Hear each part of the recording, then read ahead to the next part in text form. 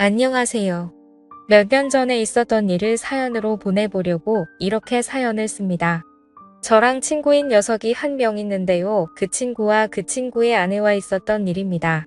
한참 코로나 바이러스 때문에 밖에서 술을 마시거나 각종 모임을 하기가 껄끄러울 때 있었던 이야기입니다.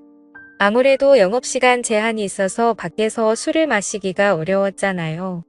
지금은 조금 완화가 됐긴 하지만 언제 또 영업 제한이 걸릴지 모르겠네요. 아무튼 그런 영업 제한 때문에 편하게 술 마시기도 어렵고 그래서 친구네 집에서 술을 마셨습니다.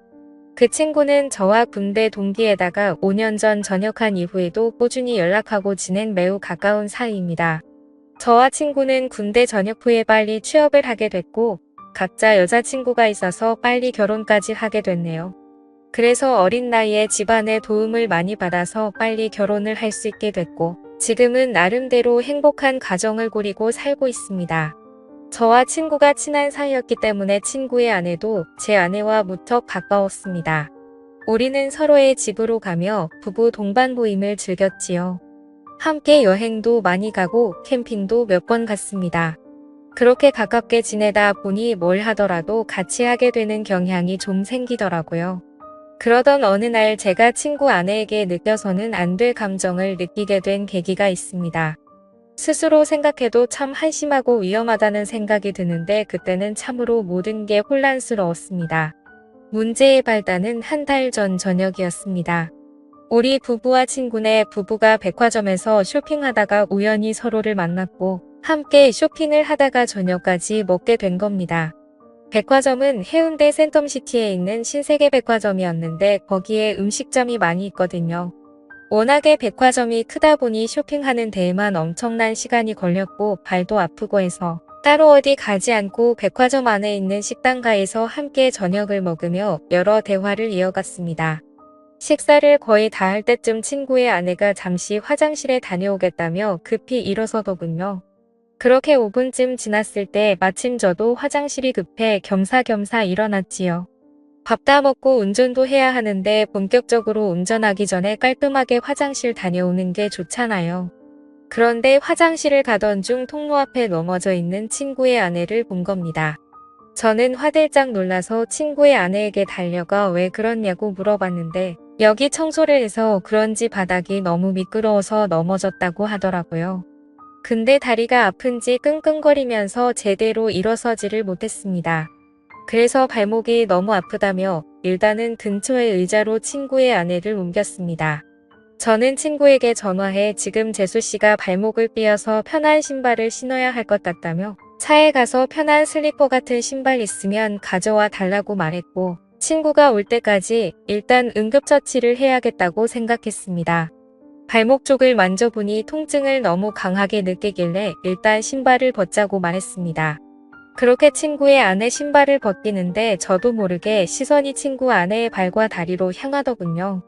제 아내보다 하얗고 일자로 예쁘게 뻗은 그녀의 다리는 저의 시선을 완전히 사로잡았고 그녀의 예쁜 발이 꼼지락거리는 게 너무 눈에 들어오더군요. 발도 정말 작았습니다. 그 작은 발이 너무나 귀엽더군요.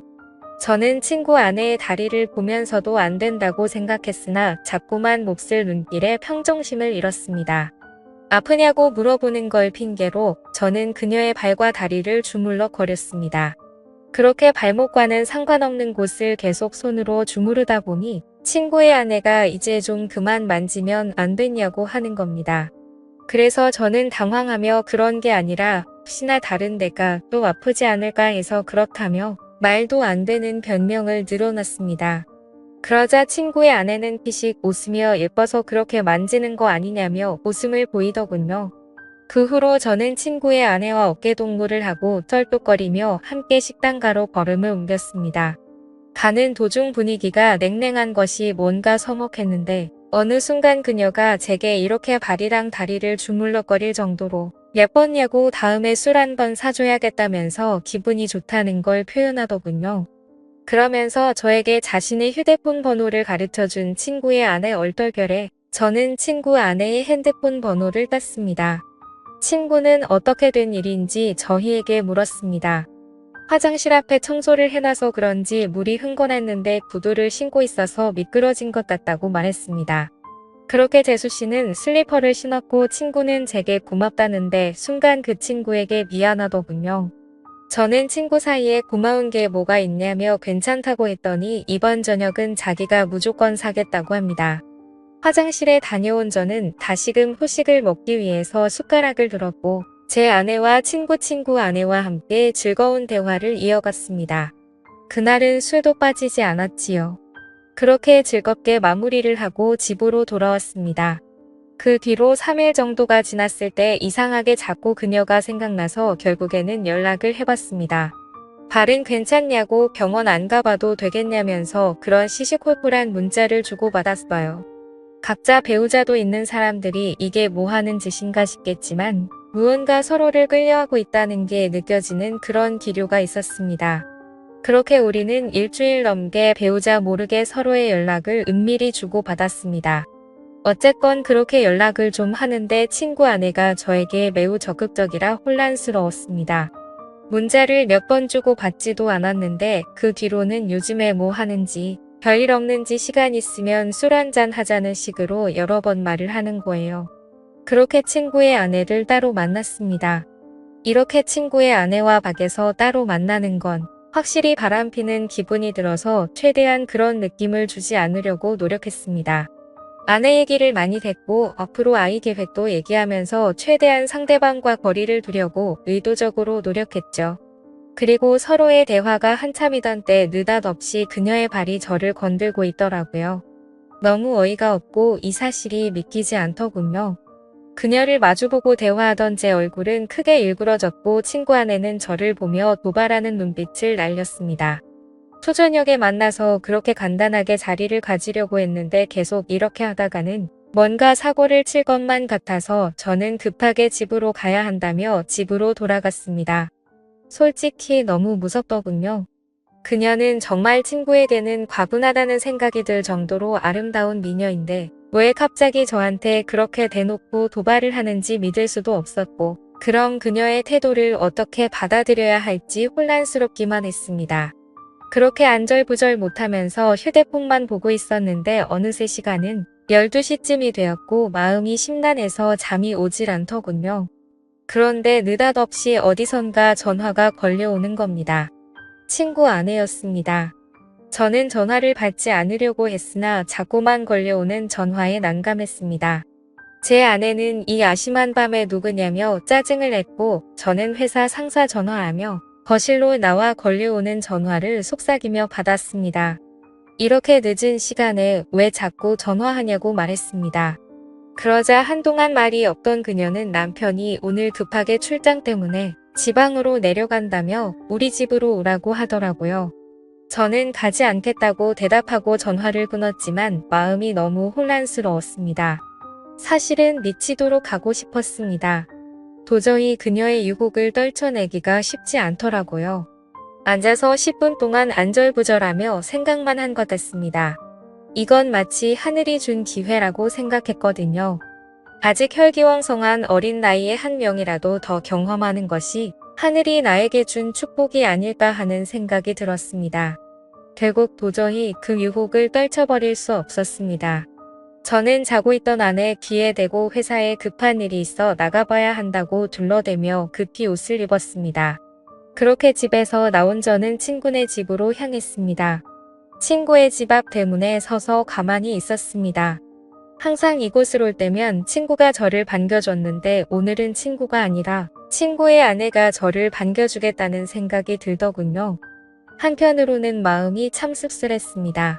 그렇게 집으로 들어가 현관을 지나 거실로 들어서니 촛불이 켜져 있었고 와인까지 준비되어 있었습니다.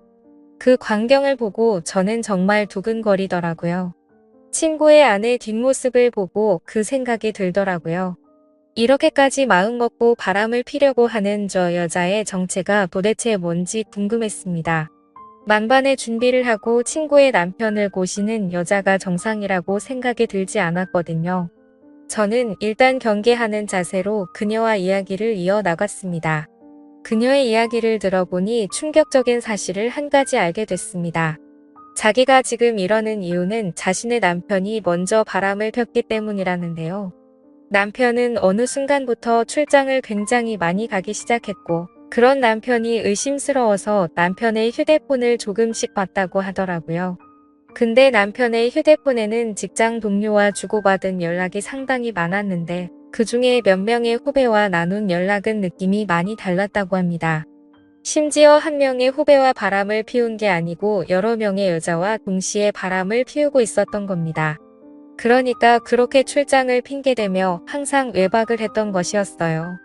그래서 자기도 바람을 필 생각으로 저에게 도발을 했다고 말하더라고요. 그렇게 그녀의 이야기를 한동안 듣던 저는 와인에 취해 친구 아내와 건너서는 안 될 강을 건너게 되었습니다. 이렇게 아름다운 여자와 함께 있다는 게 정말 꿈만 같은 시간이었습니다. 정말이지 행복하더군요. 한참 시간이 지나고 배가 고프다고 했더니 친구 아내는 찬밥밖에 없다며 배달 음식을 시켜주겠다고 했으나 저는 김치가 있다면 그냥 볶아달라고만 했습니다. 음식 투정 부리지 않고 잘 먹는다면서요. 그렇게 저는 친구 아내가 만들어준 볶음밥을 먹는데 음식 솜씨도 얼굴만큼이나 정말 훌륭하더군요. 별거 아닌데도 말이죠. 그날 이후로 그렇게 몇 달이 지나고 여름 휴가를 받게 되는 날이었습니다. 제 친구 녀석은 아니나 다를까 여름 휴가를 받아놓고는 또 장기 출장을 핑계로 누군가와 제주도 여행을 갔더라고요. 그동안 저도 궁금해서 친구에게 이런저런 이야기를 들었는데 저에게 자신의 외도에 대한 이야기를 다 하더라고요. 그래서 저는 이미 친구가 뭘 하는지 확실하게 알고 있으니 마음 편하게 친구의 아내와 만남을 갖기 시작했습니다. 어쨌건 저도 출장이 있다고 제 아내를 속인 채 친구네 집으로 들어갔습니다. 아내도 간만에 친정에 다녀온다더군요. 저는 점심도 먹지 못한 채 친구네 집으로 달려왔고 그곳에서 연인처럼 데이트를 하고 그녀가 차려주는 볶음밥까지 얻어먹었습니다. 남녀 사이는 정말 복잡하고 어려운 것 같습니다. 이제는 뭐가 옳은 일인지 구분도 안 됩니다. 누가 먼저 잘못을 했고 누가 누구한테 상처를 준 것이 더 이상 아무 의미가 없다고나 할까요? 그냥 저는 지금 이 순간을 최선을 다해 즐기려고 마음 먹고 있습니다. 지금까지 제 사연을 들어주셔서 감사드립니다.